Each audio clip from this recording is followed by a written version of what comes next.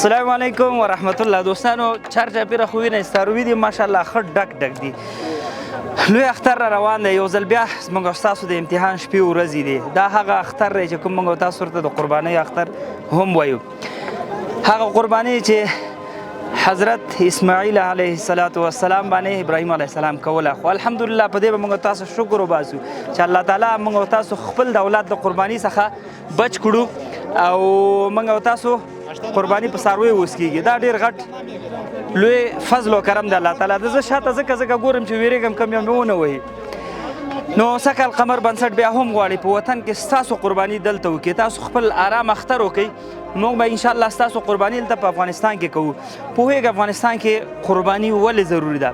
دلته داسې فامیلونه داسې کورنۍ شته چې هغوی په میاشتو غوښه نه ویني دا ستاسو قرباني د همدې ته سترګې نو که سږکال بیا هم غواړئ قرباني په افغانستان کې وکړئ نو قمر بنسټ ملګري ټول تاسو خدمت کې دي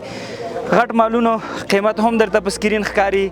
د ګډ قیمت هم په سکرین شته او شریکه مالونو قیمت هم شته دی یا رب کریم ته پکې خیر واچوي نو که چېرته قرباني کول غواړئ وټساپ نمبر درته په سکرین ښکاري مرستو آنلاین مرستو لپاره لینک هم په سکرین درته ښکاري موږ به خدمت کوو تاسو خپل اختر کوئ انشاءالله موږ به 2-3 ورځې تاسو ته قرباني کوو